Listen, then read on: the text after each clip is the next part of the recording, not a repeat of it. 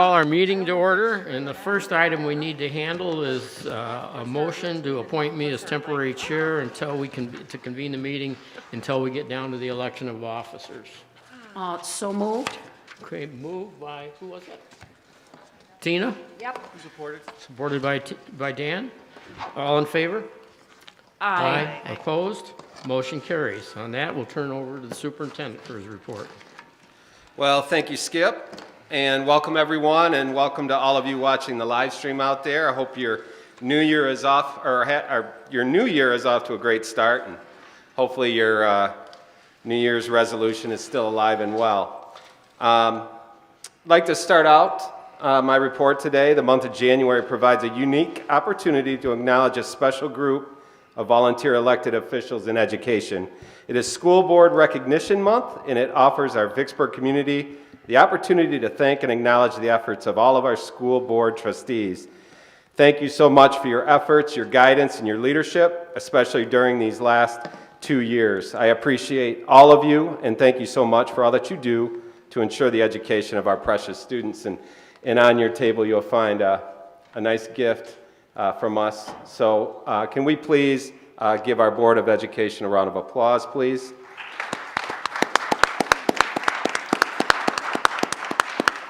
Thank you. Thank you, thank you, thank you. Also, I'd like to make one more recognition tonight. If I could have Mike Roy come on down. Every winter, the National Interscholastic Athletic Administrators Association, also known as the NIAAA, presents the Bruce D. Whitehead Distinguished Service Awards to athletic directors across the country in recognition of their length of service, special accomplishments, and contributions to interscholastic athletics at the local, state, and national levels. The nominations are submitted by state athletic administrator associations. They are then screened by the awards committee, which is national, and then selected by the board of directors of the NIAAA. It gives me great pleasure to recognize our very own good friend of mine, Mike Roy, as an award recipient this past winter. Congratulations, Mike. This award is well-deserved, and I can't thank you enough for your dedication and commitment to VCS athletics throughout your career. Thank you, bud. Thank you. Congratulations, Mike. I had the pleasure of flying out to Denver in a whirlwind trip to be with Mike when he got the award, and it was one of the most top-notch ceremonies, recognitions I've ever seen in any part of education. Mike, well-deserved. Thank you so much, and I was glad to share that special evening with you. Thank you very much. I appreciate it. Mike, how long has it been since you've been athletic director here? 20, 21? Jeez, it doesn't seem possible. I just remember, I've got to say, when Mike came on board and everything else, he came out with a lot of new ways for promotion, and when we got the new field, he made a great effort to share that field and be able to get some people to come use it and everything else. So we're really proud of the work you've done with us. Thank you very much. Yep. Thanks again, Mike.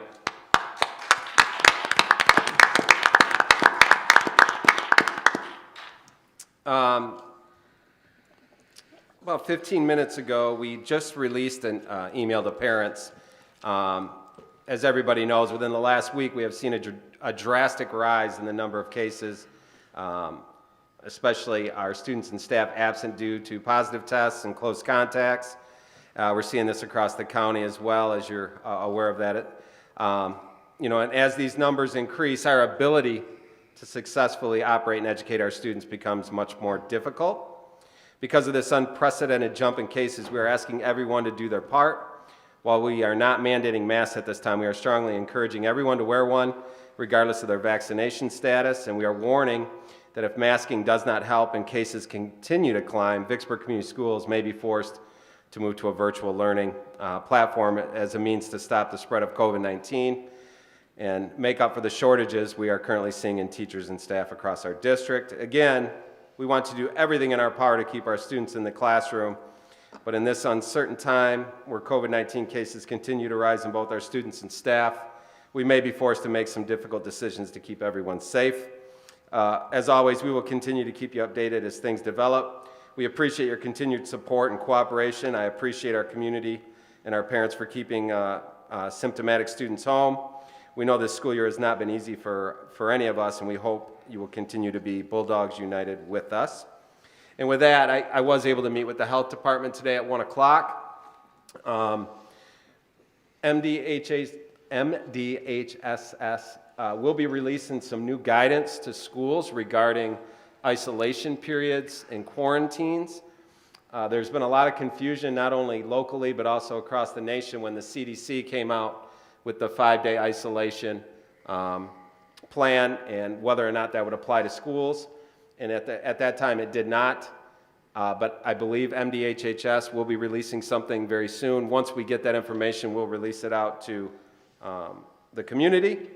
And I'm looking forward to receiving that guidance, as well as any other guidance regarding quarantines. We are successfully using our Test to Stay program. However, tests are in short supply, and we're running short on tests at this time. We'll be okay for a few more days, but hopefully we'll get more tests before the end of this week. So again, stay tuned. I will definitely keep you posted as we move through that guidance.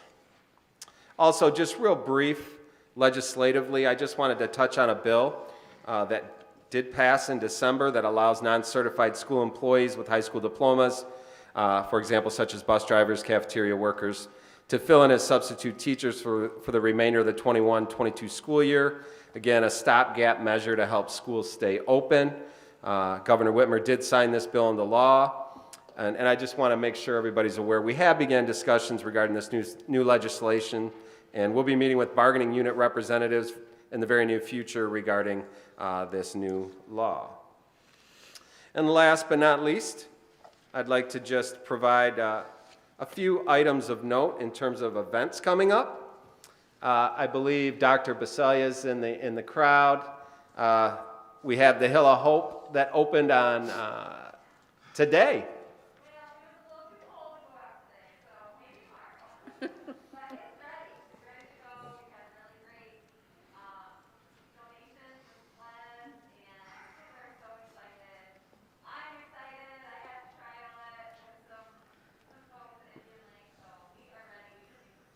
So today was indoor recess? I'm sure your staff was thrilled about that. Yeah. It was a great little video that you did. I saw that. It was. Yeah. Look forward to seeing the kids out there soon. Hopefully this cold snap will break. Also, beginning next week, we have final exams that will start taking place here at the high school, and then on the 21st is our records day, ending the first semester, which is hard to believe that the first semester is almost in the books. And then just a few items in February, including 2 pre-festival band concerts. And that's my report. Thank you, Kevin. We'll go on to reports and public inquiry. First, the budget and finance report. Mr. Goff. Can I ask a question about the report first? About what? Just Kevin's report. Yes. Oh, sure. After meeting with the health department today, did they give any guidance on like a threshold or a percentage of staff or students that would need to be positive in order to go virtual? No, that's our decision. Yeah, it would be, and truly, I think like we've talked to the community before, it would mainly hinge on our ability to have staff available to keep a building open. But at the same time, if we went virtual, how does that help staffing? If staff is sick or ill, they wouldn't be able to teach virtually either anyways? Well, that's always a challenge. We would have to, talk to those staff members individually to see if they were okay to do that. So that is an option. Absolutely, yes. And you've already been speaking to teachers about that Yeah, possibility? our principals, yes, we've already alerted the staff, put them on notice today about the rising cases, and just so that we'd be ready. In the event that we would go virtual, what we would do with the community is we'd take one emergency day that would allow our teachers to get ready for that, and then we would start virtual the following day. And right now, it's either all or nothing, it's everyone, or are you looking at as a district entirely? No, Preferably it'd be school by school. But there's not a metric that we're looking at that you can share. It would, there's no metric, it would be that we can't get those classrooms covered because of the amount of staff that would be out. Yep, that would be the metric. Yep. Also wanted to, I think we've heard this before, and those of you that love football, the health department basically said today, we are in the fourth quarter of this, praying we don't go to overtime. But their hope is that by late January that we should see a dramatic drop in the number of cases. So let's hope. Thank you for clarifying. You're welcome. Okay, Steve? Okay, I've got two items on my report this evening. The first one is the normal budget progress report for the general fund, and this is for activity through the end of December, or the first 6 months of our fiscal year. After that, we're going to talk about a resolution to call a special election in May to renew the non-homestead operating millage, and I'll go into a little bit more detail on that. Okay, starting off with the monthly budget progress report. On a year-to-date basis, general fund has collected just over $9.4 million of total revenue, or about 32% of the initial budget. As I've mentioned previously, there's a budget amendment in progress, and the amendment itself is going to be pretty significant, so on both the revenue and expenditure side. So please keep that in mind. On the expenditure side, year-to-date total instructional expenditures stood at just over $6.9 million. Support services totaled $5.4 million. And then there's an additional breakdown below for other functions that don't fit into one of those two classifications. So we've got athletics at $252,000, community services at $215,000, and interfund transfers of just under $3,000. So year-to-date expenditures in the general fund, just about $12.85 million. The flip, or the second page of that report, is again just a breakdown of expenditures by object code. I think everybody's reasonably familiar with this. The largest share of our budget is for salaries and benefits, and year to date we stand at $9.9 million. And then below that you can see the amount spent for purchase services, supplies, capital outlay, and other. And again, we're at just about $12.85 million year to date. Any questions on that? All right, if not, then I'll make a few comments about the resolution that we're asking the board to consider this evening to call a special election for Tuesday, May 3rd. And this would be for the purpose of renewing the non-homestead operating millage. And for those board members that have been around for a while, likely you're familiar with this. This millage has been in effect since 1994 with the passage of Proposal A. So it's pretty routine. We tend to go out every 5 years to have that renewed. And a few things that I'd just like to make sure that everybody's aware. So again, it's been in effect since 1994. And essentially what it does is this millage represents the first dollars or the local portion of our per pupil foundation allowance. The state of Michigan requires that communities levy this non-homestead millage, and the state basically just pays the difference between the calculated foundation allowance and how much they assume that we collect locally. And so in our case, for the current year, that millage is about $2.1 million. And again, I really want to emphasize that this is part of our base per pupil funding. So if you look at that $2.1 million on a per pupil basis, that's about 10% of our foundation allowance, or right around $800 per kid. So if that millage were not levied, our per pupil foundation would drop. The net effect of it would be that we would receive about $7,900 instead of $8,700, or about $2.1 million of less revenue. Few things to keep in mind. It's only levied on non-homestead property, so it does not apply to any of our principal residences. Those are exempt, okay? Let's see, a few other comments. There's also a component here that we refer to as the Headley Override. The Headley Override is an additional $500,000 that the district is seeking approval to levy. The Headley Override only takes effect if the millage, if the 18 mil millage is reduced by what's referred to as a Headley rollback. And without going into a painful amount of detail, the Headley reduction applies, just to keep it kind of simple, when your tax base increases faster than the rate of inflation, there's an automatic calculation to reduce the millage rate. The problem with that is, this, again, the state of Michigan assumes that each school district levies that 18 mills. So if through that reduction process, we must levy something less than 18 mills, that revenue is lost to the school district, and there's really no way to make it up. So in the current year,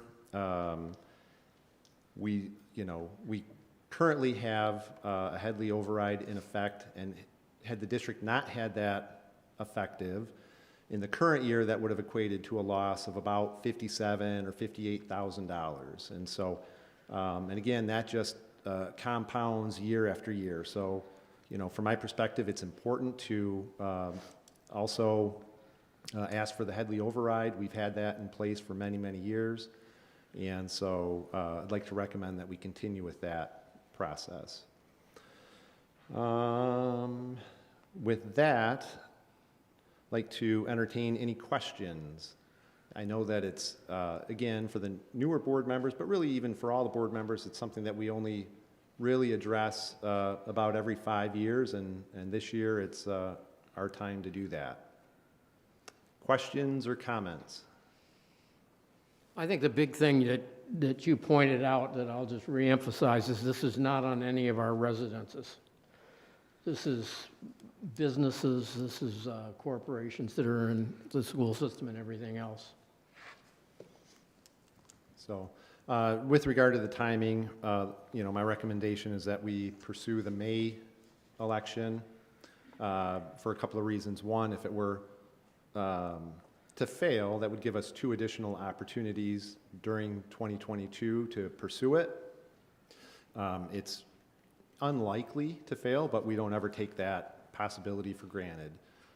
Again, it's been around, so people are, for the most part, pretty familiar with it. At the same time, we don't take it for granted. We still have a job to do to communicate and make sure that people understand what it is and why it's important, that it's not a new tax, it's not something additional. Second reason for the timing is we do levy taxes for some of our taxing units in the summer, and so if that were not to pass, then we would have to make some modifications with regard to cash flow, and I think from my perspective, just for the sake of consistency for our residents, it makes sense to continue with this schedule. So, all right. So unless there are other comments or questions, that will conclude my report. Any other questions for Steve? Thanks, Steve. Thank you. Okay, we'll go on to our Vicksburg High School Annual Report. Adam?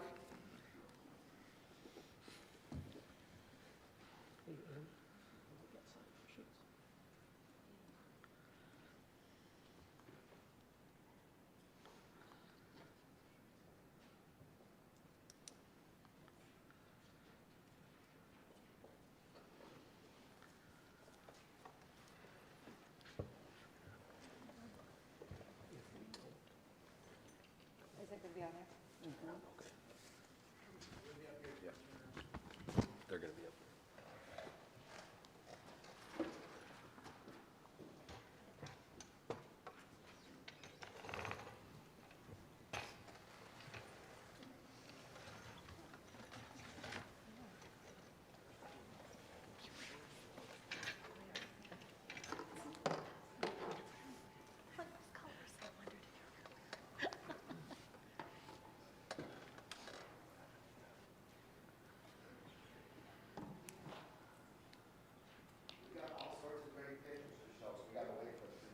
Projectors has got to warm up. No office clips this year, I promise.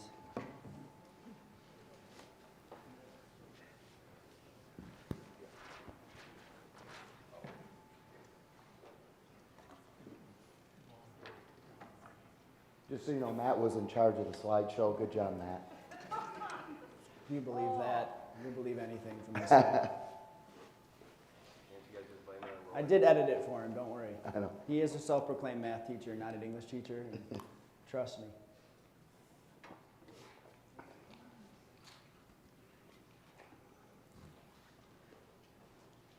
All right, everybody can hear us?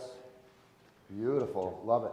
Again, board, if you have questions, please just raise your hand, stop us, because it's always tough when you get 3 or 4 slides ahead, and then you've got to go back and kill some of that momentum that we're hoping to have from tonight. Love this picture, love this picture. Parents have asked, how do you and your team stay so positive during these challenging times? I'm lucky to have a great support group. The staff, parents, and students at VHS are amazing. This picture is right before graduation when seniors toss their caps. Graduation is a day where the common goal of the entire district is on display. Keeping that in mind keeps the team at VHS motivated. If you've been here before, you've seen this slide. At VHS, we always like to start with the district mission and vision. The mission is to maximize the success and potential of all students. The vision is that all students will graduate college and career ready. Kind of like Adam already mentioned, we have a lot to be grateful for, thankful for, and to celebrate at VHS in the midst of so much else going on. And a lot of our groups are represented on the screen here, and we'll talk more about them in a minute. But again, in 2021 U.S. News & World Report, we were among the best high schools, and those are rankings whose attendees demonstrated outstanding outcomes above expectations in math and reading state assessments, passed a diverse array of college-level exams, and graduated in high proportions. So again, we'll talk more about some of those other things that we have to be grateful for and to celebrate, but VHS is still thriving, like our first slide said.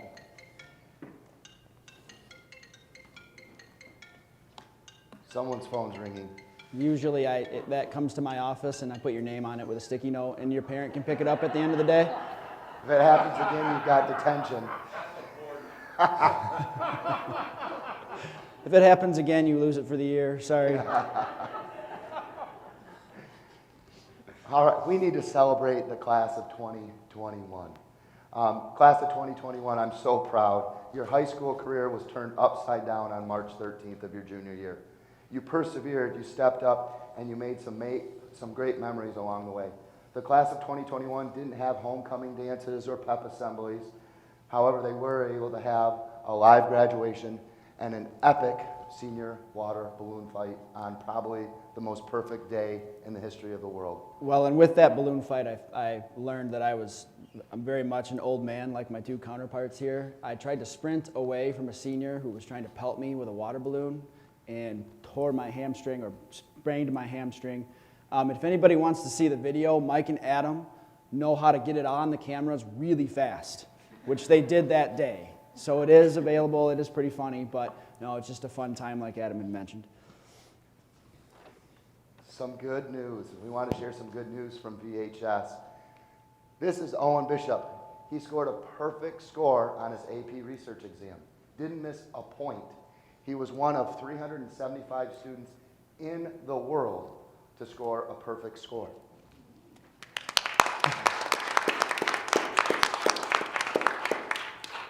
Senior Macy Crabtree used her basic life support skills learned in CTE law enforcement to perform chest compressions with respirations when a coworker stopped breathing and saved her life.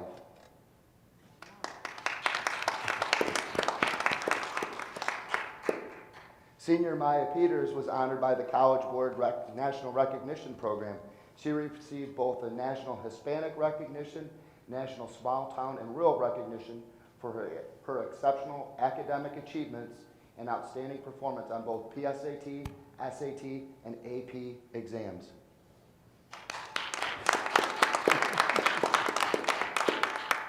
Brian Wheatley, on the first night of competition for wrestling this winter, scored his 100th win.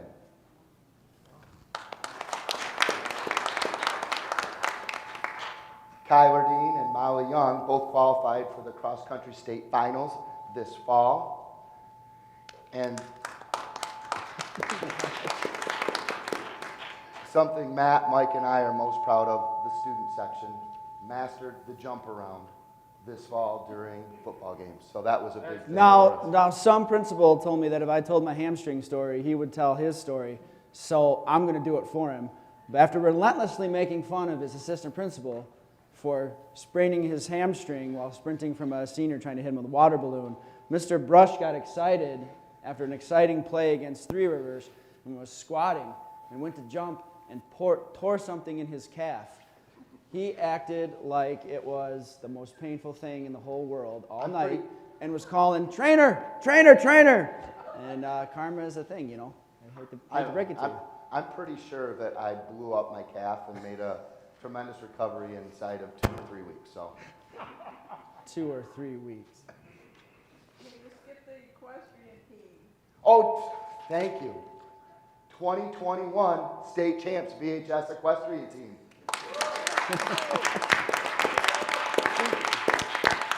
Now, if Carol would have waited 3 slides from now, then I would have had gone back. It would have been terrible. So thank you for bringing that up. That was awesome. Awesome. Look at that right there. We've all been aware of all of the negative, kind of bad things that have happened in the pandemic, but we found a positive this fall, and I think a new tradition. We had our homecoming spirit assembly outside at the stadium. The atmosphere was electric. The students had a great time, and you guys get to hear another embarrassing story about me. So my boss, who knows that I'm a cross-country athlete, run and catch a ball? No. Run and throw a ball? Athlete? No. Yeah, shush. Just run? Yeah, I can do that. So one of the activities at full homecoming was the football punt catch. So if you don't know what it is, they put the football in a punting machine, and you have to catch it like a normal kickoff.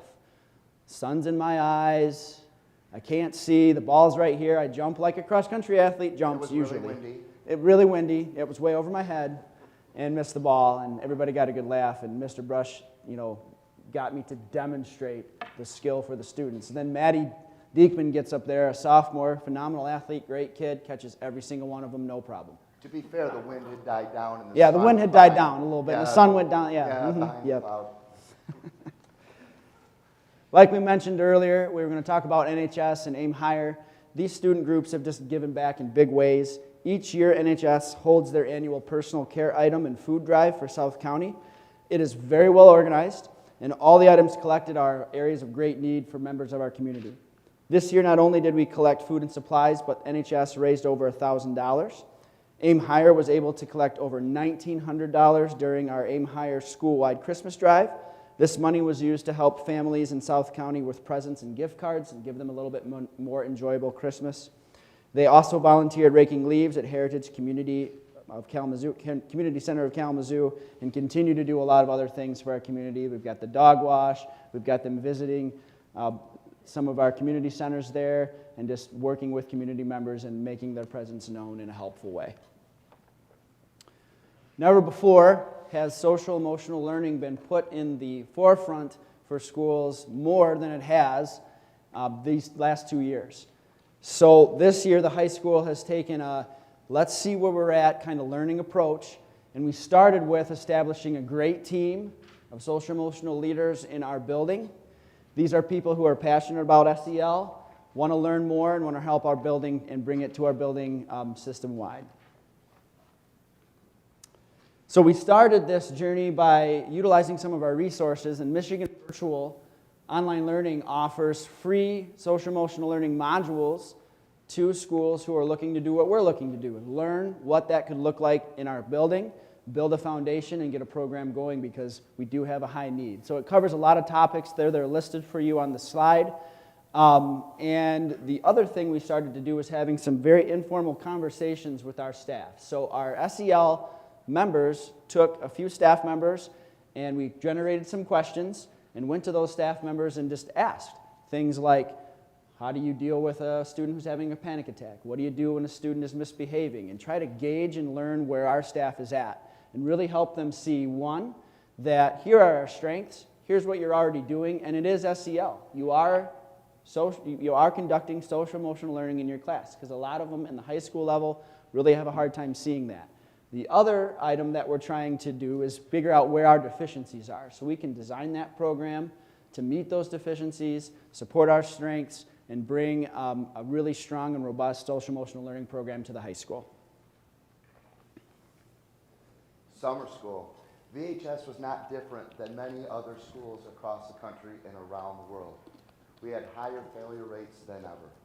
Lucky we had 10 teachers and 5 support staff volunteer to help run summer school this past summer. Summer school allowed students to graduate on time, and then it gave them room in their schedule to take elective courses this school year. We had 72 students complete at least one summer school course. 16 of those students completed 3 or more summer school courses. In all, we had over 130 classes passed, and over 95% of those classes were core classes: math, English, social studies, and science.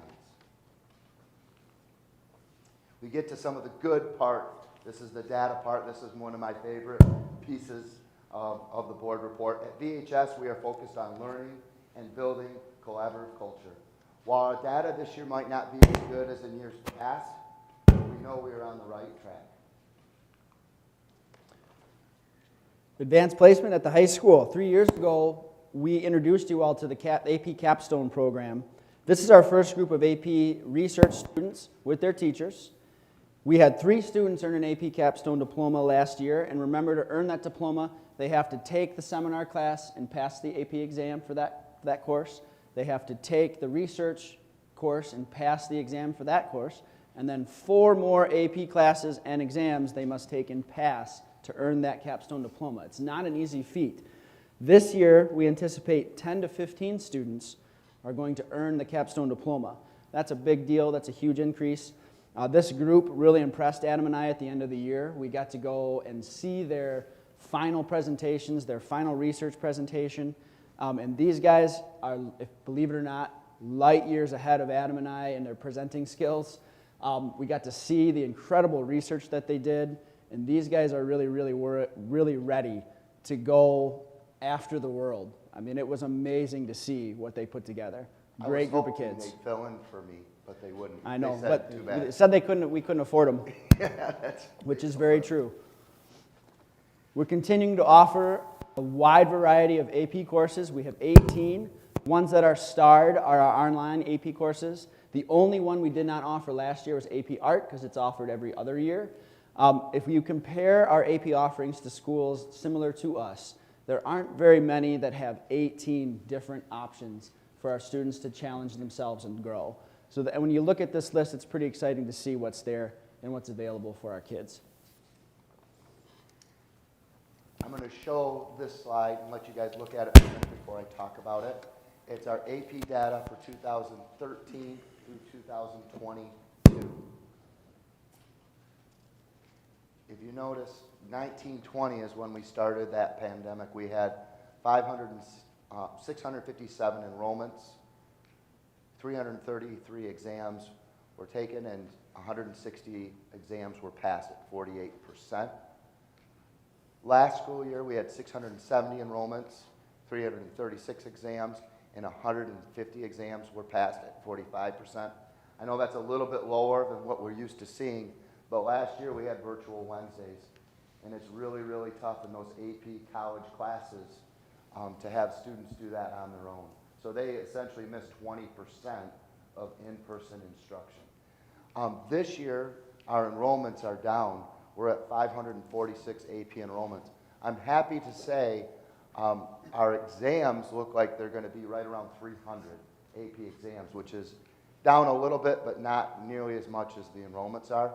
We won't know until March because psychology and economics are second semester classes, so students don't sign up for those until mid-March. But we're expecting 300-ish AP exams. Yes? How does that compare to what our overall population is in the high school? So, Is that a reason why it would have dropped? no, a lot of I'll give you an example, calculus this year, our numbers are way down for calculus, but our numbers for personal finance are up. But the total high school population, It's down a little bit, but not that much. It's just some kids, over the last 2 years, those AP did not change their curriculum. They're still pushing kids to get a 3 on an AP laying exam is the same 3 as it was 4 years ago. And so some kids are struggling. They didn't get those prerequisite knowledge maybe 2 years ago, maybe last year, and they're just not ready for that AP course. We know these numbers are going to rebound. It just might take a year or two. But great question.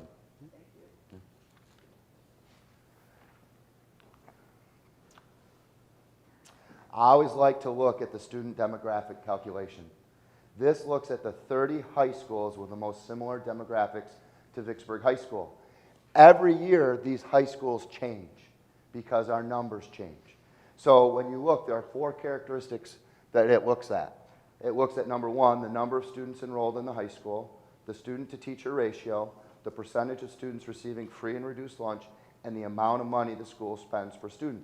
There are schools that you'll recognize. So you've got Edwardsburg, Otsego, Paw Paw, and Plainwell. Those are all schools from our conference. Gull Lake is just down the road from us. These are all fantastic high schools. I would send my kids to these high schools. We get to compare ourselves to these high schools. And this kind of goes to what Carol was saying before. This is old data, but it has new high schools, and it's looking at our enrolling and passing advanced coursework. And one thing that we're seeing is while our AP numbers are anywhere between 45 and 55% passing over the last 5, 6, 7 years, that's freshmen through seniors, 9th through 12th grades. When you look at it, this only looks at juniors and seniors. So 76% of our juniors and seniors are passing advanced coursework. That includes AP exams, that includes early middle college, that includes dual enrollment classes. And that's going back to 2018-19, but our AP data is not that much lower than it was in 2018-19. So I'm guessing our number is somewhere right around 72, 73%. When you look at those 30 high schools, these great high schools right here, they're at 54%, and the state of Michigan is at 47%. Then we go one step further. So this is the same graph, same data. Instead of looking at high schools that are similar to us demographically, it looks at the 30 closest high schools to us by distance. So we're still at 76, the state's still at 70 or 47. The 30 closest high schools to us are at 38%. And I know Dr. Streamer always liked our AP numbers because our freshmen, sophomores, they're taking AP US, they're taking AP World, AP Seminar, AP Physics, and sometimes they don't do as well as they'd hoped. But because they struggle on those by the time they're a junior and a senior, when they're taking 3 or 4 classes, they start passing those exams and they start earning college credit. We also need to talk about the SAT. So the SAT for the state was actually up last year, 995. How did the state average go up last year? Well, only 71% of the students in the state took the SAT. Ours was down, depending on the year, between 40 and 50 points. We had 87% of eligible juniors took the SAT or My Access. And so I was a little disappointed in this number, but at the same point, we're seeing kids, because colleges aren't requiring the SAT anymore to get into college. Some kids just chose not to take it. That's why we were at 87%. Questions on this slide?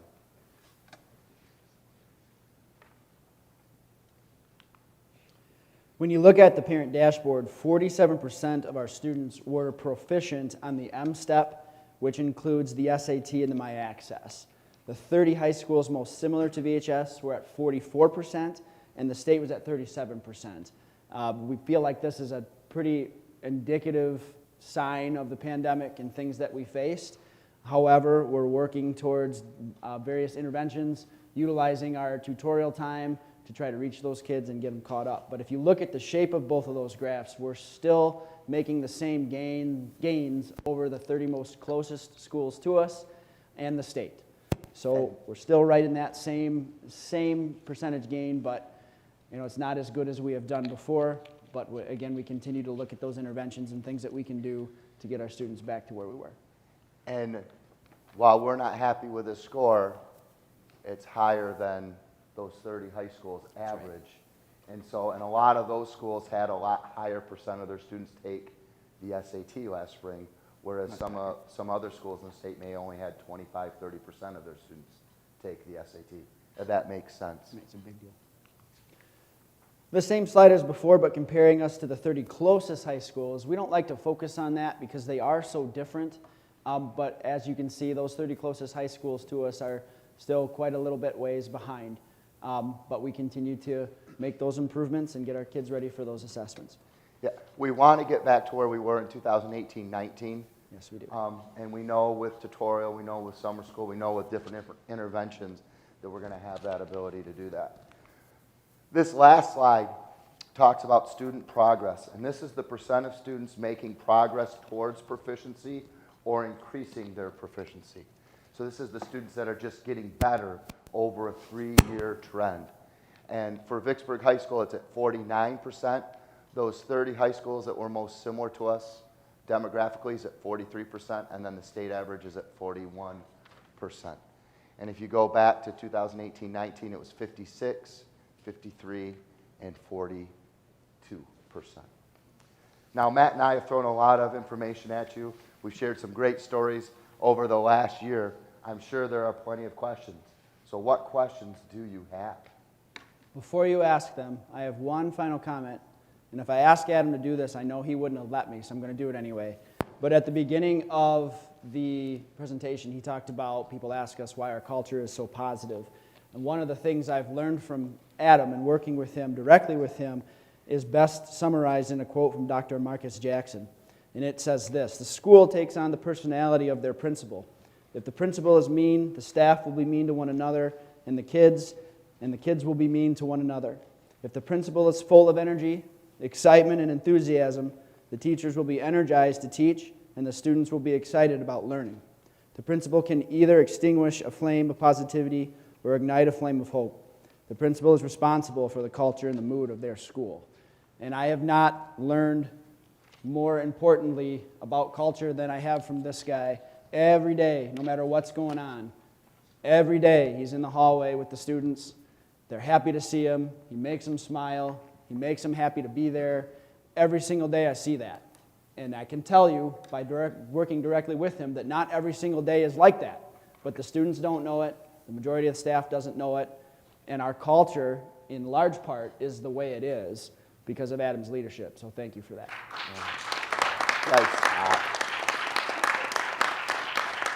And if I'm not here tomorrow, it's because I he know. fired me. Now we're looking for a new AP because he was. Any other questions? Thank you for saying that, Matt, but we're all a team. We are all a team here, and we really appreciate, Keevan's support, Gail's support, Steve's support, the board support. Last year's graduation was probably in my highlight of my 20-plus year in education, and it was just awesome. And there's still class of 2021 graduates that come and say hello to us and give us high fives, and so thank you again for making the best of a most difficult year. Any We're questions? done. Any other questions? Great job. Hey, thank you, Thanks, guys.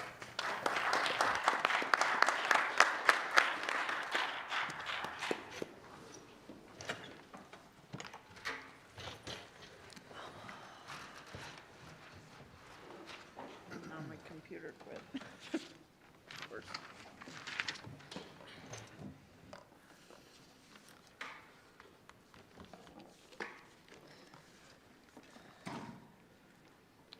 Okay, we're at that point of our meeting where it's audience comments.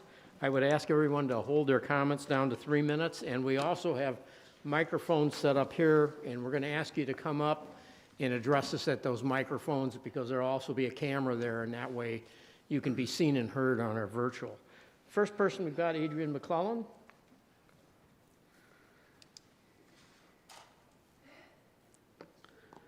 Adrian McClellan. Oh, you did. I apologize. Sorry, I didn't mean to put you on the spot.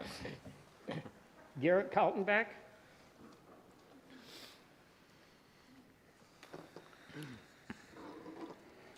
All right, good evening.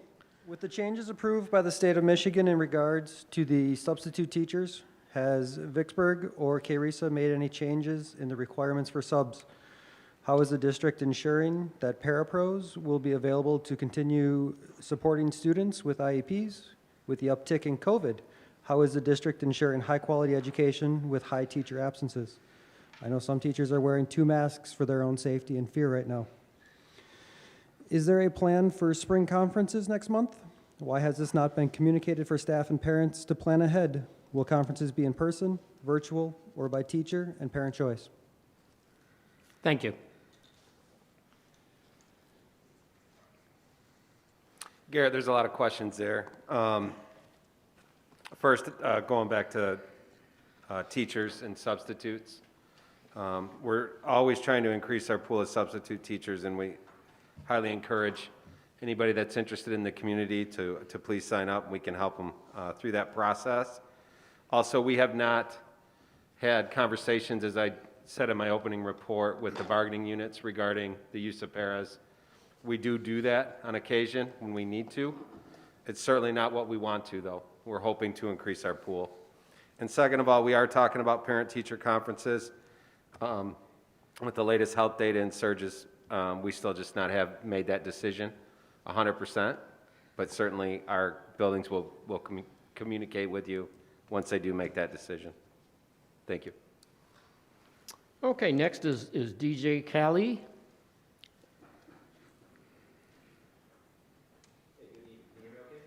I don't think your mic is on. Try it again. Nope. No.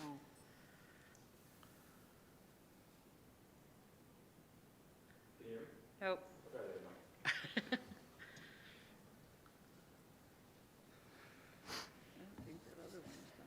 Can you hear me now? All right. Yep.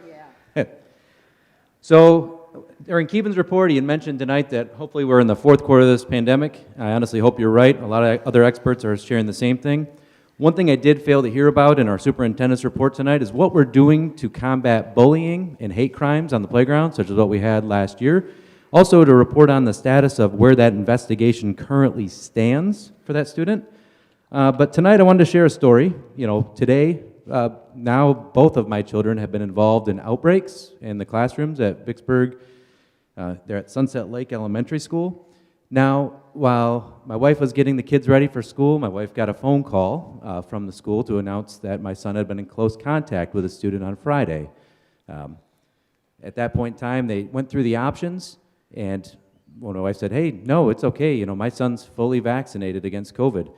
It kind of came across, you know, as why doesn't the school know this? Why haven't we become proactive? I mean, right now we're really low on staff members, on administration. I mean, even our principal at our school is out with COVID right now. So how come we're not being proactive in collecting these cards so that when you guys are going through and doing your contact tracing, you can kind of skip that phone call?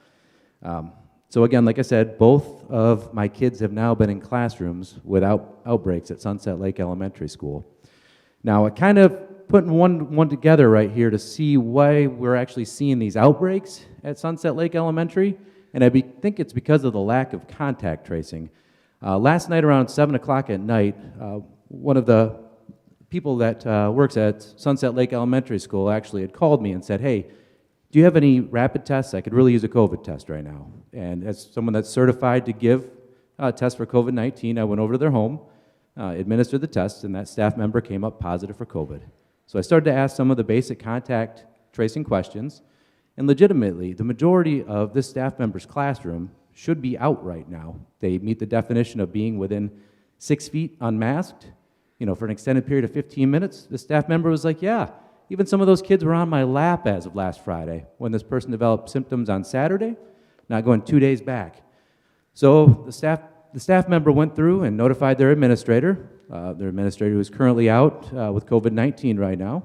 That administrator didn't quarantine a single student out of that classroom, which, again, that's why we're seeing these outbreaks happen, these numbers tick up. Last week, my son's teacher was diagnosed with COVID in the middle of the week.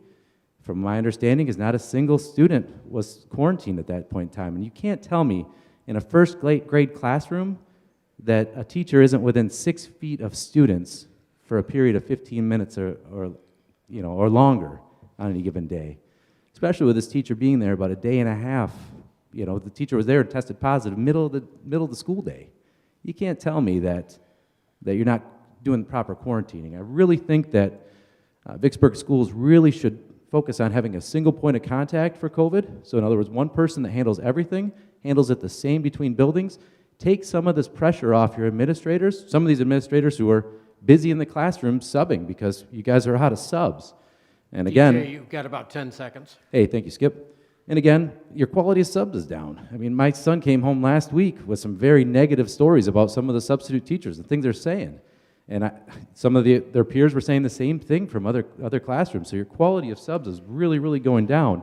Okay, And we DJ, you're out of time. Oh, thank you, Skip. Thanks.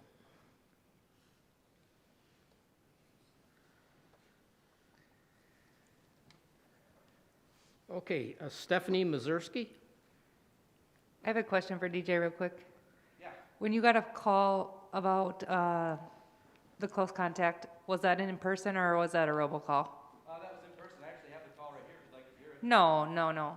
I just had some other friends that had received robocalls, and I just wondered if that was by building, how they were deciding who was doing the calling or how the calling was happening. So I was just curious what method they utilized to contact you.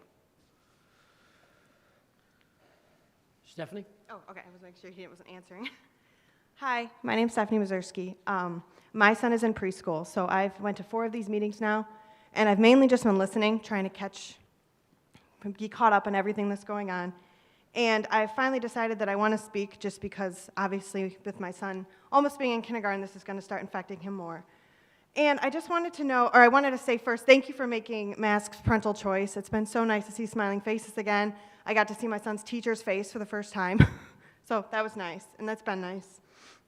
I guess my biggest thing is I just want to know, like, what is our goal in this? As crazy as that sounds, because the goal cannot be vaccination, because the vaccinated are catching and spreading Omicron right now. You know what I mean? So that can't be the answer.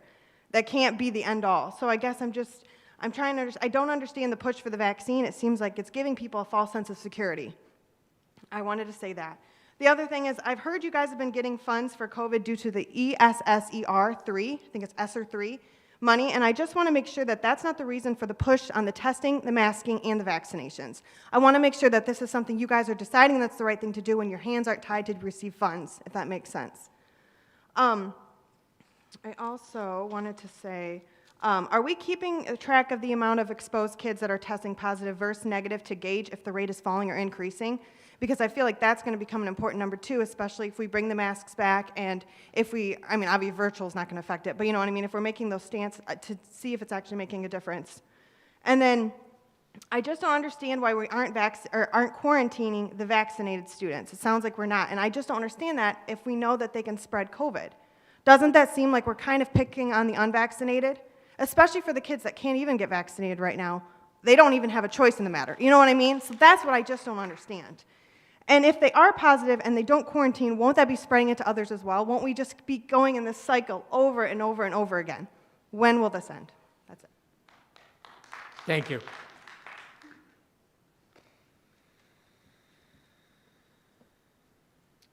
Cassie Byers?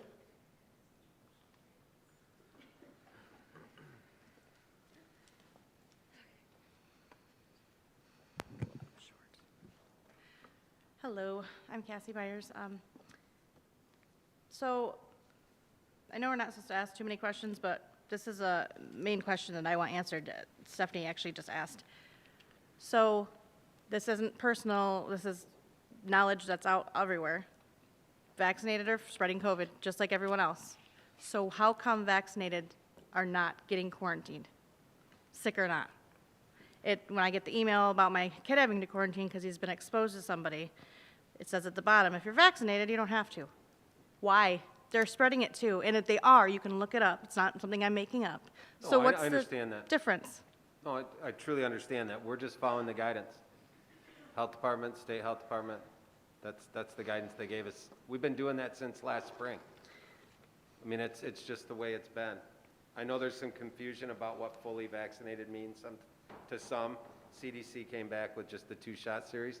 But I just want you to know, Cassie, I understand your concern. I do. I know, it's just, sometimes I see, or sometimes I feel like a lot of the school staff is just going along with what anyone says and not going by what's right. And that upsets me, and a lot of other parents.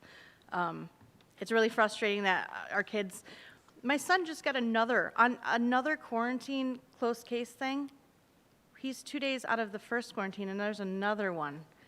And it's frustrating. I'm not the only one. That's happened to people, I think, 3 or 4 times in a row.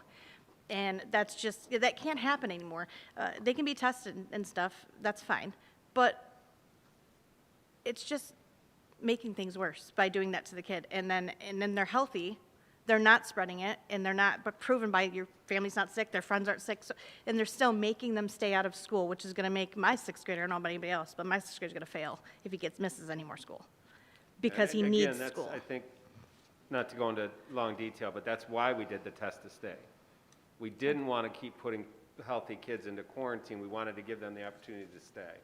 And I Right. certainly understand if a family doesn't allow their child to wear a mask or test, I understand they're going to be at home. But we wanted to create more options for families so we weren't continually putting healthy kids into quarantine. I understand your Yep, frustration. I know you do. I don't know about anybody else. And it's just, the people that are scared can be scared and can be extra cautious, and the people that are not scared and want to just be smart and move on with their life and have our kids be back to normal, we all need to. They can do it separately. People can do one side and people can do the other. But it can't just be one way, because everyone's different, and it's, over 2 years now? I'm sure everyone would love to just get back to normal now, and it's time. Thank you, Kathy. Kelly McDonald?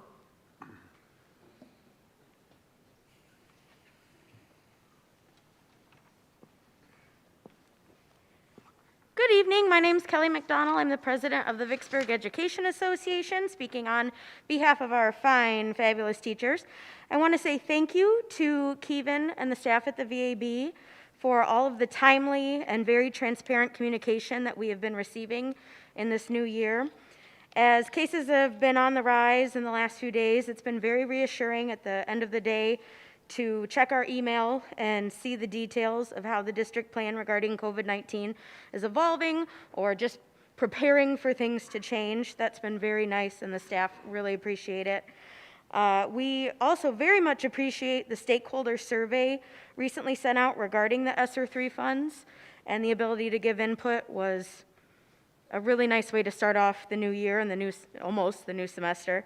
Jennifer, I want to thank you for asking the biggest question I received all day today, which was, if we do pivot to virtual for a specific building, having it confirmed through Kevin tonight that the staff and families would have that data transition as we did last year. That was very helpful and allows us to provide the best experience that we can. So thank you for asking that. The teachers were very much wondering that. Short and sweet tonight. Thank you very much. Thank you, Kelly.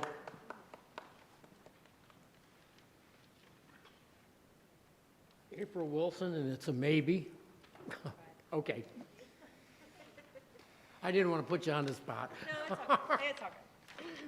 All right. Well, and I don't want to be really repetitive, but I'll kind of try to hit the highlights because I had something prepared. First of all, thank you for letting me come up and speak tonight. But what I want to address is the COVID protocols, of course, that are in place at the Vicksburg schools.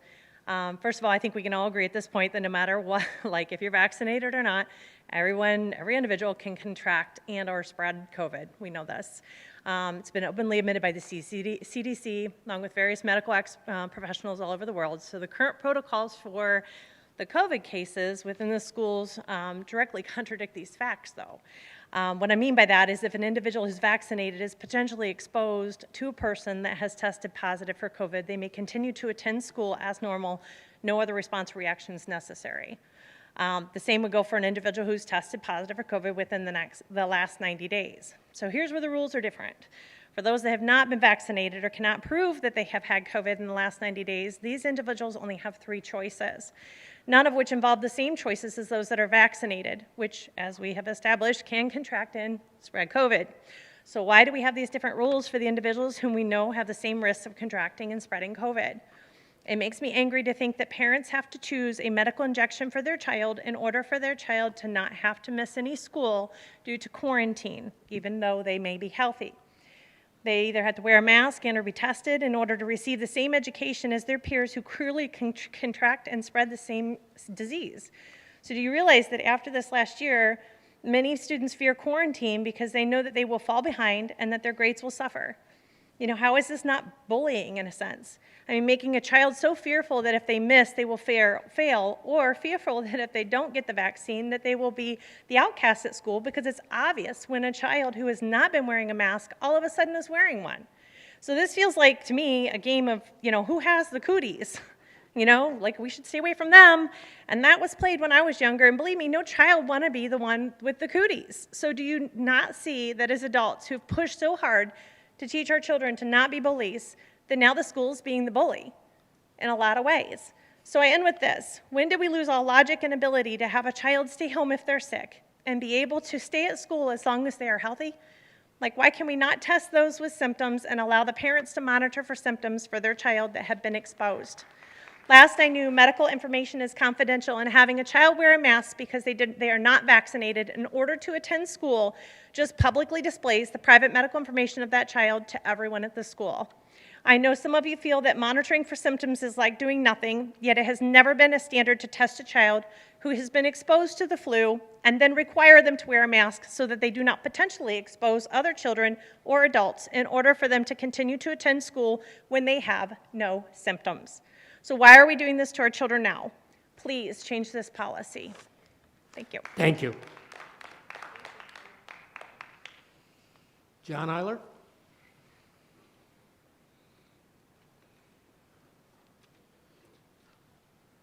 Hello. This on? Didn't sound like it was. Is Try it? it again. Yeah, I Is think it you on? brought it up. On now? Okay, there it goes. All right, so we had a snow day last week, and I'm just going to go out on a limb here because it was called the night before, right? So what was that based on? Was that based on a weather report? Yeah, I think a lot of it was. I mean, Okay. as superintendents, we text throughout the night. A lot of districts had went down. We were one of the last.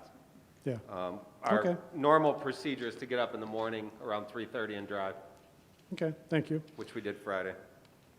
So I'm going to skip through this kind of quick, but in the Emergency Powers Act that the board passed and is now expired, there's verbiage in there that says guidance from appropriate health department or governmental agency. In the mask resolution that is not expired, it says in alignment with public health experts. So I'd like to know, when you decided masks should be optional, who did you consult? What medical professional or organization suggested that? Because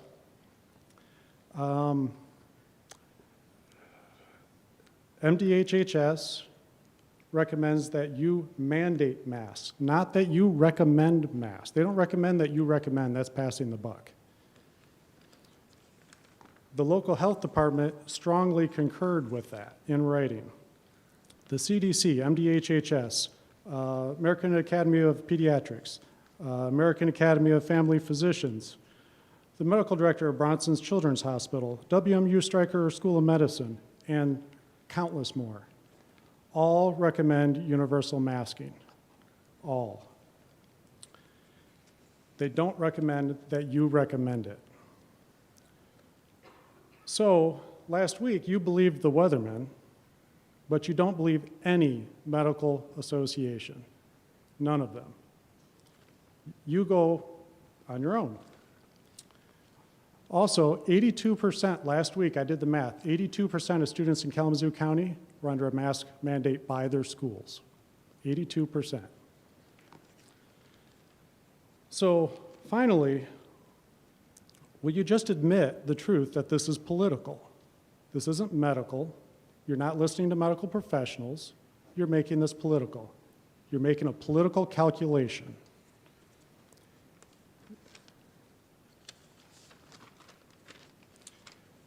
So now we're facing real consequences. We heard last month about bidding wars for new teachers. We've heard about how we're raising the price for substitute teachers. We're running out of them. There's reduced learning, there's no doubt about it. Every time you got a sub coming in and out, you got disruptions. Half of my kindergartner's class was missing last Friday. A third of my son's 5th grade class was missing today, including his teacher, who's out with COVID, and the principal, who's out with COVID. So there are real consequences to this, and the consequences are financial, there's consequences educationally. And when are we going to get on the same program here that it's about keeping the kids in school and keeping learning moving forward? And if a mask reduces that, or I should say, sorry, improves that by reducing the spread, it's so simple and easy. Why not do it? Thank you. Thank you, John.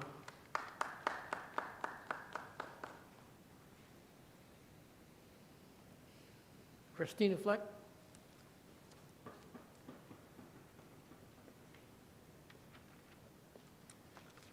Hi. Sorry if mine's a little repetitive as some of the others, but I'm just going to read what I have and go with it. So I wanted to take this opportunity to address the district's test to stay protocol. I have a huge issue with this protocol in particular and its blatant discrimination against the unvaccinated. The district cannot continue to deny the facts. The COVID vaccine is failing and the vaccinated are just as likely to get and spread this virus as others. Why isn't the district tracking this data? If the district has the right to ask if my child is vaccinated or not, and to further ask for proof of vaccination in order for them to remain in school if identified as a close contact, then why doesn't the district ask the vaccination status of those students who are testing positive for COVID? What science is the district using to relying upon to justify this protocol? I would think that if the health department and VCS is going to develop and implement a test to stay protocol that singles out the unvaccinated, that one of you would be tracking this data. If the vaccinated are contracting and spreading COVID, then a protocol targeted solely at the unvaccinated loses all merit. Furthermore, the test to stay protocol puts my children's vaccination status on display for the entire school because everyone knows that only the unvaccinated have to quarantine or test to stay. I have been told time and time again that the district is also not receiving any financial incentives for implementing COVID protocols. If that remains true, where is the money coming from?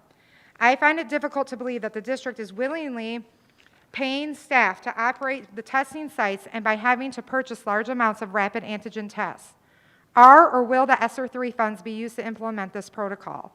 The parents of VCS students deserve to know where the money for the test to stay protocol is coming from.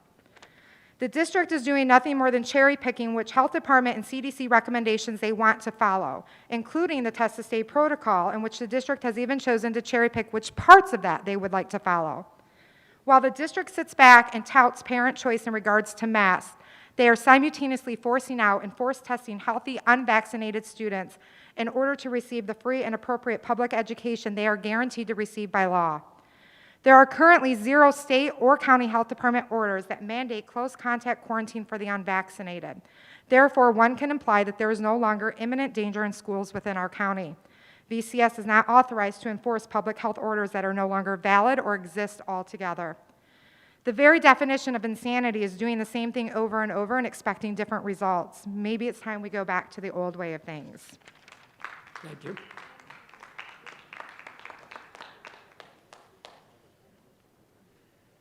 Allison, is it Houston?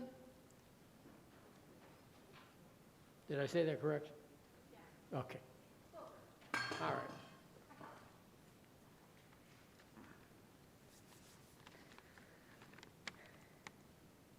Guidance for the COVID-19 prevention in K-12 schools was published on the CDC's website on January 6th.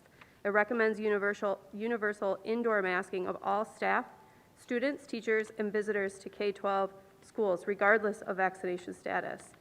Our hospitals are full, and hospital resources are devastatingly low. It's terrifying to think of one of you or a family member, a student, staff member, teacher, could contact COVID. Or perhaps it's not COVID. Maybe it's a loved one involved in a car accident or suffering from a heart attack and needs to be hospitalized. But due to the lack of staff and beds, your loved one dies because the wait time was too long. COVID numbers are at an all-time high and are only continuing to climb.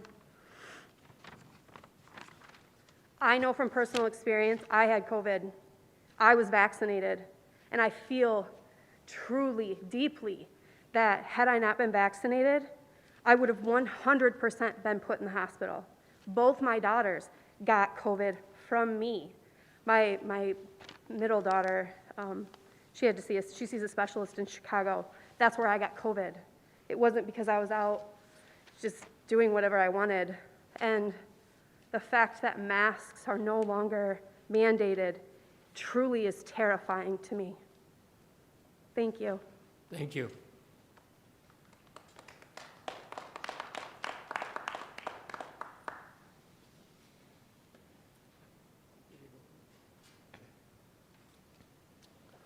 Okay, we'll go on to board action required. The first item is organizational. Oh, Steve. Skip, can I'd like Oh, to yeah. respond to just a couple quick things that I can. First, the snow day. I was wondering if the snow day question would come up. That was a bad call, and there's no question about that. Unfortunately, Kevin and I frequently get up, typically before 4 o'clock, drive the roads, and anytime there is a forecast, particularly related to lake effect, the last thing in the world we want to do is make a decision the night before. We try to balance giving families enough time to plan for daycare and that type of thing. We try to get the news out when we can. We had talked frequently on that day and into the evening, and we had both agreed that there was no way we could make that call the night before. Meanwhile, we were notified that every other district within Kalamazoo County had already made the decision to close. And, I have some opinions on why that was. I think maybe in some cases that was related to the same challenges that we're going through, the lack of bus drivers, the lack of staff, and I think for some districts it was very easy to make that call the night before. Having been in that position before where we have been the lone district that has remained open, that becomes pretty challenging. And so I guess I would acknowledge on some level that, yeah, it is a little bit of a political decision. It shouldn't be, but we've also... I'm not Okay. having an issue with the snow day. That wasn't the political. Okay, well, that was one of those situations where we woke up in the morning and said, "Phew, that was a big miss," and we did not want to make that call, but we've been there before where you're the last district standing, and that is also very disruptive as people, it gets very tense when you're the one district that doesn't have a snow day. So that aside, I want to update a couple other things.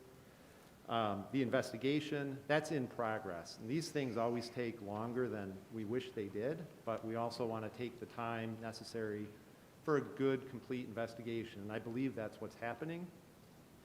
I had a phone conversation with the attorney on Friday, and there's still some work to go on that. And so it's going to be a little while yet. I can't say exactly when, but I'm hoping within a week or two we'll be able to start to bring that to closure and then start to share what we learn. And I want to be clear that we are looking at the specific incident that happened on November 30th first.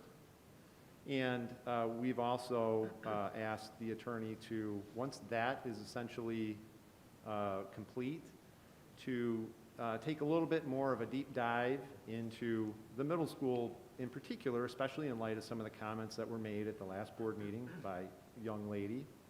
And we want to really get a good understanding of whether there's in fact a kind of a culture of pervasive bullying. We do not tolerate that, but that too is going to take a little bit of time. So I appreciate everybody's patience on that, but that investigation is sort of a two-phase approach, and it is underway, okay?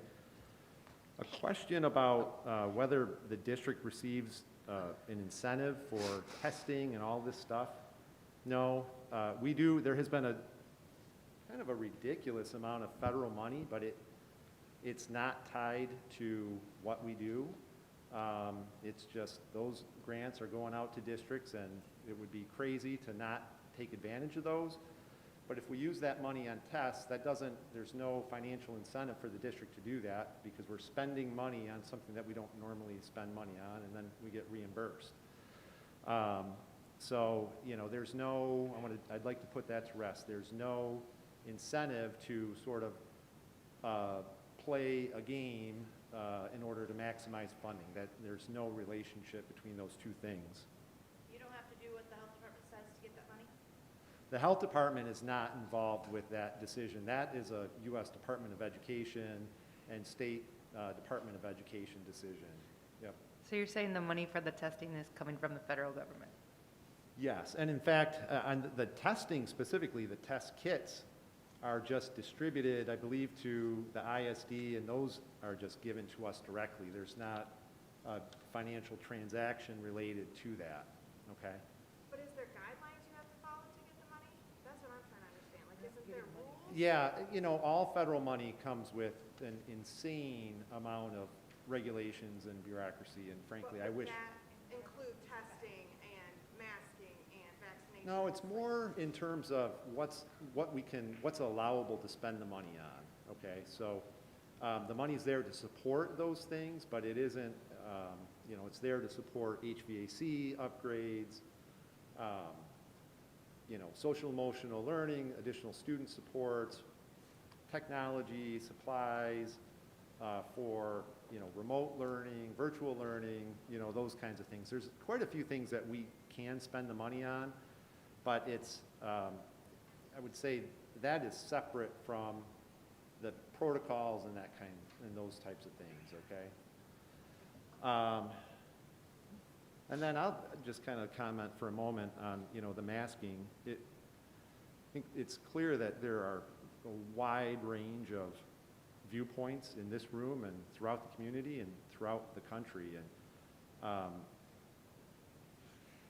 it's a kind of an unlivable situation for any decision maker to try to do the best. I can tell you that having worked for the district for many, many years, the focus of everything that we do and the focus of everything that Kevin does is designed to do the best that we possibly can for our students. That's what everything that we do, regardless of your role in the district, whether you're a classroom teacher, a parapro, a bus driver, or a custodian, or a bean counter, everything that everybody does is directly designed to contribute to the overall process. And this has been an unbelievably difficult time. We understand that, there's guidance out there from different health authorities, but the position I think that we feel is if the public health authorities that have the authority, some will disagree, but if they have the legal authority that most attorneys and judges would agree, they have the authority to issue mask mandates, are not willing to do that, it's a pretty unwinnable situation to expect a local school board to do that, to be completely candid. And we can argue whether... Yeah, aren't you guys asking for kids to show up in masks tomorrow, but you won't mandate? Well... What side of the aisle are you going on here? Flip-flopping. No, so we are asking, we believe that to try to take a local decision to issue a mandate right now would be incredibly disruptive, because I think there are a lot of people in this room and who aren't in this room who... If that's the case, man up and do it right now. You have a whole board sitting right here. It's not the mask issue. It's not about the mask. All right. Well, yeah. Doesn't matter.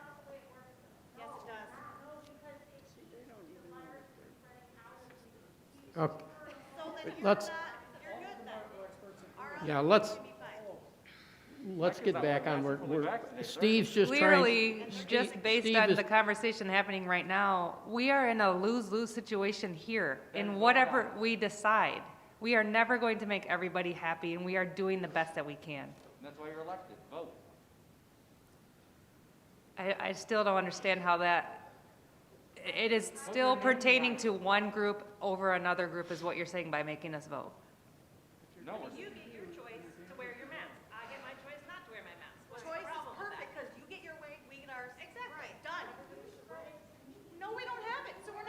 Okay, let's, this is audience comment. I want to try and get us back. We've got a meeting we need to conduct here, so Steve was just making a statement and trying to answer some of the questions. That's one of the reasons we try and eliminate getting into questions and answers during this period of time. So thank you, everyone. Can I circle back, though, to the snow day? I had a question. Do we ever factor temperature, like wind chill? Because that's what I kept telling everybody on Thursday. It was too cold for the kids to be out walking. I was wrong on that. I mean, I know it wasn't as cold as I think maybe tomorrow morning might be, but that is a factor. It isn't just how much snow and ice is on the road. That's correct. Okay, Yep. thank you. We operate usually generally on a -20, Okay, Yeah. that which does include the wind chill. okay. Yep. I appreciate Steve's comments and how candid he is, and also just, I mean, he doesn't have to make the comments that he's making and give the explanation that he is making, but because we're asking for more transparency, I think it's important to point out that he is doing that, and so I appreciate everything that he just shared, and I hope that you all do as well. Thank you. Okay, we'll go on to the next item, which is organization of our 21-22 school board. We have the election of the officers, first being president. We'll entertain nominations from the board with regard to that. I move that we retain our current roster for next year. Do we have a support to that motion? I'll second that. Okay, motion and supported. Any other discussion?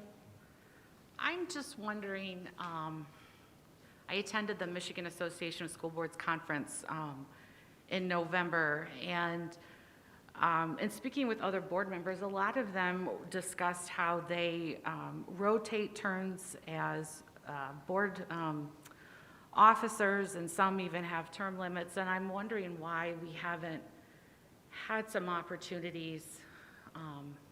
Again, I'm not criticizing anyone who is doing these positions, but why we don't have other opportunities, other members of the board to learn what it means to be a vice president or a secretary or whatever, other than just simply being here in attendance at the meetings. Let me first make a comment. Our treasurer and secretary in some school boards are actually functioning officers. We use a system where we have Steve, who handles our money, be our treasurer, Amy, who handles our paperwork, to be our secretary. That's worked well for us. It's done that a lot in a lot of school boards. I'll also say that nobody is in for any longer than a year. That's why we do this every year. And we always call for motions and nominations, and it just has not worked out that way. I have worked with some school boards who have rotated officers. I can tell you there's a lot of times when that rotation thing comes into process, not everybody on that board wants to take a rotation or be in a rotation for that. There are some districts that have a mandatory rotation, so everybody does it. And some people don't have the time commitment, they don't have the work flexibility to be able to do it, and some people just don't want to handle the gavel. Well, it's just kind of surprising to me that, you know, I spent some time yesterday looking at agendas at other school boards, and there were no names listed. It was like, hey, we're going to nominate officers, and we're going to vote. And for us, it's like, it's right there. You know, like it didn't feel like we had a chance to even examine nominating, or, I mean, even our policies, it was kind of hard to look up that information too, because it seems like it hasn't changed in 30 years. I can see how it looked that way. I think, and I don't put that agenda together, but I think we do that just to show who the current officers are. Not to say that those are the slate. Just to add to that, I mean, like I know Amy has a lot to do every single day, and it is interesting that she is the secretary of this board, and I mean, aside from right this minute, has anybody asked her if it would be better if there was a different person on the board to take on that role just to clear up some time on her plate? And is this the only time that conversation would happen as we're going through this process now? And that's just one example that came to my mind, because the last couple years have just changed kind of the way that we do a lot of things. And Amy, are you overwhelmed, and would it be better for someone else to take on that duty for you? When I took this job, I knew I was board secretary. I came into it with my eyes open. Am I enjoying it this year? Not as much, no, to be honest, but it is my job, and I would like to keep it. I'll give you an example. At K-RISA, we do have a board member who functions as a secretary. But the person that's in Amy's position actually is what we call the recording secretary. He handles everything, so it's more of a signature process than anything else. Years ago, there used to be different levels of school boards, and the very small school boards were required largely because they didn't have staff, where the board did function in those capacities. Sometimes treasurers in some of the real small school systems actually handled all the finances for the schools. But the larger school systems just haven't done it with regard to that, so. Skip, I'm a little unfamiliar with all this as well. Is this captured in one of the policies and practices of how we go about this? I'm sorry. Is there a policy or practice that kind of describes how we go, how we nominate names and things of that nature? Not with very much detail. Yeah, it's, I can't ever remember where we've had a lot of detail with regard to the policy. We open it up for nominations. There have been years where, it's been a good number of years, but where we've had two people And I'm not nominated. saying that, I'm not saying I'm going to sanction the names out here, but I'm just kind of wondering, is it maybe something that we put together a committee to talk about some of these things? I mean, maybe take a look Sure. at how we do this? You know, as being sort of new on the board still, there's some things that are a little unclear to me, and I think just the transparency of it all, not that there's anything that we're doing wrong, it's just maybe something to take a look at. Sure. By all means. I would like to say, too, I've been on the board for over 20 years, and Skip and our vice president, Dr. Carol Lohman, she's been on the board also. They've been on for over 30 years. I feel that their experience, their tremendous experience, and willing to spend countless hours doing this work, not being paid, meetings, parents, administrators, and the job that it takes to hire the unbelievable administrators that we have, which is, as a board, that's one of our main jobs, is to hire administrators, Kevin. That is invaluable to Vicksburg. I have friends that are on other school boards that I talk to. A lot of almost the majority of their boards are new, and they are seriously struggling with just the dynamics of the board, let alone actually doing the business and the work of a school board. And I think that Vicksburg is very lucky. That's why I nominated our current roster. I don't agree with, I'm sorry, I do agree with what you're saying, Tina, and I appreciate that wisdom that is learned over time. As someone new, I'm also thinking, though, towards the future, because I have to imagine that there is a point where Skip and Carol are like, okay, sun's going down, you know? And then there's nobody waiting in the wings that's had any kind of training. And I could see those school boards, those that you're talking about, are kind of like, I don't know what I'm doing. And I just want to make sure that I kind of got in trouble with this at work today. Like, I tend to look at a situation, I'm new, and I evaluate it, and I wonder, hey, is there a different way we could do it? Not the way we're doing it is wrong, but maybe some changes could be made, or maybe, you know, we need a committee that we can have some conversations so that our community feels like they're being represented by the best people who are willing to take on extra work, and that if there are people who are waiting in the wings who are like, I really want to do more for my community, that they're given that opportunity as well. Yeah, I'm not advocating, you know, rotating, because there are some challenges that definitely, and I do want to acknowledge, that's one of the things that I kept thinking about. The school board works and functions because of all the innate knowledge and experience that's brought forth by Skip and others. And I'm just purely talking about making sure that we have a process, and again, it's just it's not saying that we're not doing something that's inappropriate, but just trying to be more transparent, because I think that's one of the things we want to do. And I don't think that we're hiding anything, but you know, whenever we can come up with policies and practices and procedures that allow people to see exactly what we're doing, I think we'd be better off. So again, I'm not advocating a change. I'm really basically saying.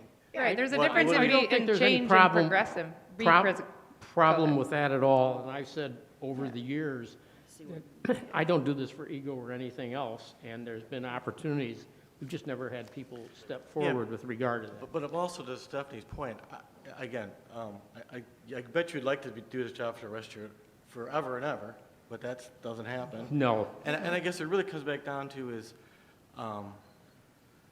if you know the process, then you can start developing a succession plan. Like, who is the next Skip? Who is the next Carol? Who wants to do that job? Because it is a big job, and if you're going to do that job, you have to know the policies and practices so we don't do something inappropriate and get challenged. And there's a lot of things out there you need to understand. So it's really more, how do we build a better succession plan? Sure. So people know what we're going after. I think it warrants, we'll get it into a committee situation and have a committee meeting, work on it. I mean, I was super jealous that you got to hand out the awards at the band competition. I'm like, dude, if I knew that the president got to do that, I would like sign me up right away. But again, like, Trust what's me, the job you're- description, you know, that kind of stuff. You're more than welcome to help pass those awards out at band Score. concerts. Sometimes when it's in the rain, it's not fun. I don't think either that we're saying that we need change. It's just that we want to stay progressive. Sure. And are we always doing what's best, and are we learning and growing as an organization? And that's all just part of, I think, why we're asking the questions that we're asking. And I think that's fine. I think that's good and healthy. Okay, we've got a motion and support. All in favor? Aye. Aye. Opposed? Motion carries. That would also include keeping Steve in as treasurer and Amy in as secretary. Approval of following board minutes, first being just dated December 13th, 2021, regular board meeting minutes. Entertain a motion. So move. Moved by Carol, Supported by Dan. supported by Dan. Discussion? All in favor? Aye. Opposed? Motion carries. We have minutes dated from the January 7th, 2020 special meeting minutes. Those were the closed meeting. So moved. Okay. Moved by Stephanie. Do we have a support? Supported Dan. Tina's, Dan, supported again. Discussion? Tina, I think. Oh, did Tina do it? Okay, it's hard for I me know to it's hard find to out echo, but where I this- just want to make sure it's correct in the minutes. We're setting it, thank you, Stephanie. We're setting in between these speakers, so it's a little hard to hear where the sound's coming from. Okay, that was Tina, and then Dan supported. Okay, discussion? All in favor? Aye. Opposed? Motion carries. Approval of general fund invoices totaling $319,680.74.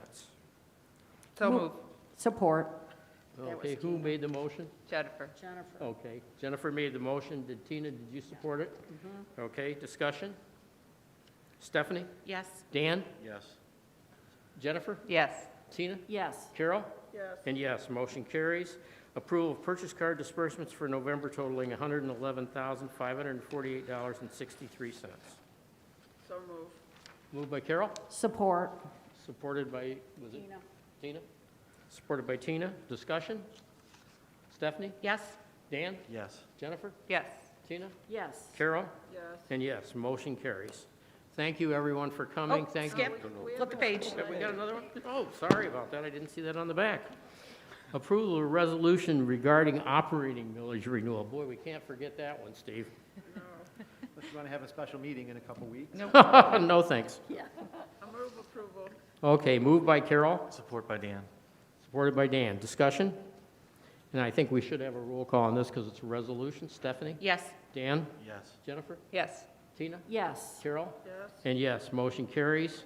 Approval of board committee recommendation to deny reinstatement of expelled student number 2017-18A. So move. Moved by Carol, Support by Tina. supported by Tina. Discussion? All in favor? Aye. Opposed? Motion carries. First reading approval of Vicksburg Community Schools Policy 8450.0 6.06.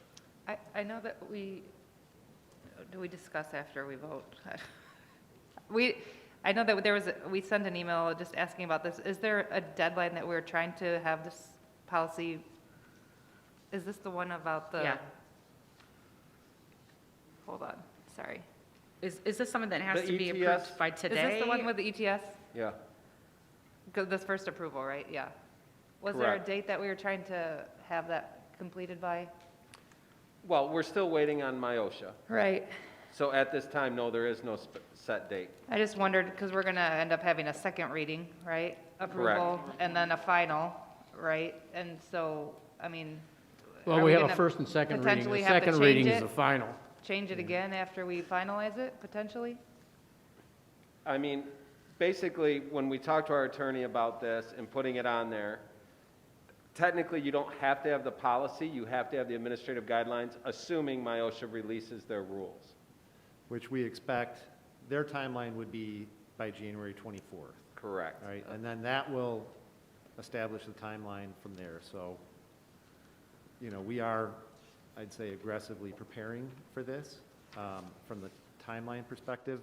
And our attorney didn't seem to have any issue with having a first reading of the policy this evening and then the second reading next month. And then a final in March. Second reading is. Well, Or the the second second is the reading is, final? that's Okay. how we typically, yeah. So from my perspective, you know, we are continuing to prepare for that, and I don't see any problem with the timeline of adopting the policy first reading tonight, second reading next month. Okay. All right. Thank you. Okay, any other questions or discussions? Did we get a motion on that? Okay, we need a motion on it? Mm-hmm. Who moved? I'll move. Okay. Jennifer. Jennifer, okay. Support? Tina, support. Tina supports. Discussion? Stephanie? Yes. Dan? Yes. Jennifer? Yes. Tina? Yes. Carol? Yes. And yes, motion carries. Next item, second reading of approval of Vicksburg Community Schools Policy 0100, 6152, 8310, 8320. This is a second reading. Move approval. Tina. Moved by Tina, Support. supported by Carol. Discussion? I didn't see that. I know it was the second reading. Is it not in this packet? It was second reading because we read it last month, but we didn't get the roll call done. But it doesn't go in this packet then? Sorry, I didn't go back and look. Okay, Everyone already looked at it last month, okay. and their questions came up, so we didn't get the roll call done. So those are the same policies as we second read last month. They're not new. They were the same policies. I know you don't have Amy doesn't have a mic. She said they're the same policies that were second read last month, but we didn't do a roll call. Oh, okay, thank you. Okay, any other discussion? Stephanie? Yes. Dan? Yes. Jennifer? Yes. Tina? Yes. Carol? Yes. And yes, motion carries. Now that'll stand adjourned. I'll learn to pick my paper over. Thank you all for coming.